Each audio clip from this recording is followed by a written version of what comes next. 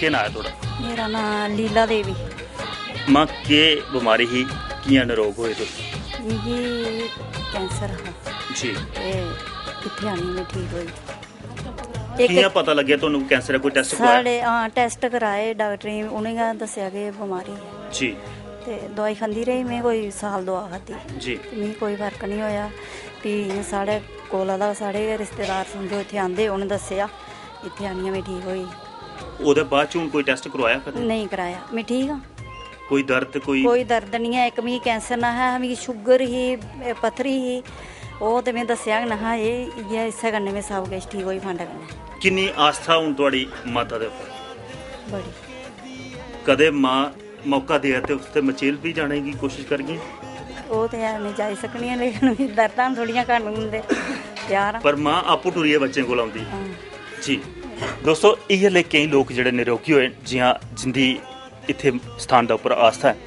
उम्मीद करने आं अगर कोई रोगी कोई निरोग होना चाहता तो इत्थे आनियै अपना मत्था टेकै तो अपने जेह्ड़े न दुख ओह् मां दी झोली च पाई ओड़न ते सुखी जिंदगी जेह्ड़ी है खाली मां दा सत्संग करियै मां दा नाम जपियै तो अपनी सुखी जिंदगी जीने का जेह्ड़ा ओह् माता सामने आशीर्वाद लेई सकदे न। इक गल्लबात दा सरिस्ता सांझा करदा हून ग्रां दी होर सैर करियै होर संस्कृति जेह्ड़ी इस ग्रां दी ओह् तुहाड़े कन्नै सांझ करने की कोशिश करना।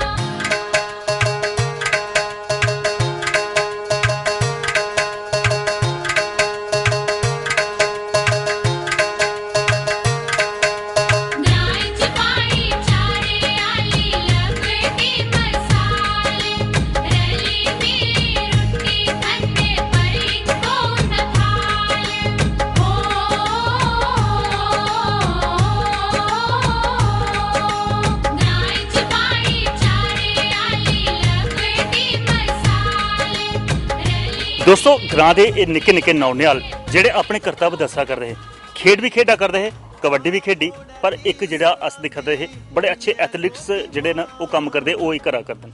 इंदे वास्ते कोई ओह् प्रशिक्षण नहीं है, अपने ग्रां दे बिच गै आपूं गै इ'नें जेह्ड़ी कोशिश करियै ते एह् जेह्ड़ा एथलेटिक्स आह्ली एह् खेढा खेढा करदे।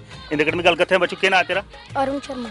अरुण जी, एह् जेह्ड़ा तुस पुट्ठे चला करदे हत्थें दा भार, एह् कुदै सिक्खेआ जां आपूं गै घर पुट्ठियां मारदे मारदे गै आई गेआ? आपे गै आई है। आपे गै आई है। स्कूल केह्ड़ा पढ़दे हो? Public model school Gudapattan. केह्ड़ी क्लास च हो? 6th। कदें स्कूल आह्लें कोशिश कीती भाई तुहानू एथलेटिक्स दे विच पाया जा? हाँ 26 जनवरी। सिर्फ एक दिन 26 जनवरी वाला दिन, उस दिन खेड करवांदे न। इ'यां साला च कदें कोई प्रशिक्षण नहीं होंदा? अगर तुहानू कोशिश कीती जा और अगर प्रशिक्षण कोई लब्भे तो अच्छे एथलेटिक्स बनी सकदे हो? हाँ। पर एह् लिया अजे कोई मौका नहीं दिया करदे। अजे पता नहीं है भाई कुत्थे कुत्थे जाने पौंदा, कोई स्टेडियम नहीं लागे जिथे कोई सिक्खना होए। बच्चू केह् नांऽ तेरा? अंशी शर्मा। पढ़दे हो? केह्ड़ी क्लासा च? First B. केह्ड़ी खेड पसंद है तुहानू? फुटबॉल। फुटबॉल। और भी बच्चे खड़ोते न। बच्चे केह् नांऽ तेरा? अजय शर्मा। अजय, गेमें दी गल्ल चला करदी है, केह्ड़ी गेम पसंद है? क्रिकेट। सब तो बड्डी गल्ल क्रिकेट दी चला करदी है। क्रिकेट दा केह्ड़ा खिलाड़ी जेह्ड़ा तुस रोल मॉडल मनदे हो अपना? धोनी। धोनी गी दिक्खियै चला करदे हो। बच्चों केह् नांऽ तेरा? दिनेश शर्मा। दिनेश शर्मा। तुहाड़ा केह्ड़ा खिलाड़ी है जेह्ड़ा पसंद है तुहानू मता? सचिन तेंदुलकर। सचिन तेंदुलकर, जेह्ड़ा अस दिक्खा करने भाई हून थोड़े दिनें बाद संन्यास लिया करदे न इस खेढा कोला, पर अपना नांऽ कमाइयै। दोस्तों, एह् बच्चे जेह्ड़े न नौनिहाल न, औने आह्ला भविष्य न, एह् भविक्ख जेह्ड़ा देश दा, इंदे बिच भी मती सारी प्रतिभा जेह्ड़ी है ओह् छुपी दी है, पर जरूरत है इनें गी निखारने दी। जि'यां इक बच्चा आखा दा भाई एथलेटिक्स जेह्ड़ी ओह्दे बिच इक प्रतिभा है, पर उस प्रतिभा गी निखारने आह्ला कोई नहीं। स्कूल जेह्ड़ा निजी स्कूल है इस ग्रां दा ओह्दे बिच पढ़ा करदे न, पर सरकारी स्कूल च जां कोई सरकारी एजेंसी होंदी तो इ'नें प्रशिक्षण दिंदी ते इक अच्छे एथलेटिक्स बनियै एह् अपने ग्रां दा, अपने प्रदेश दा, अपने देश दा नांऽ जेह्ड़ा रोशन करी सकदे। पर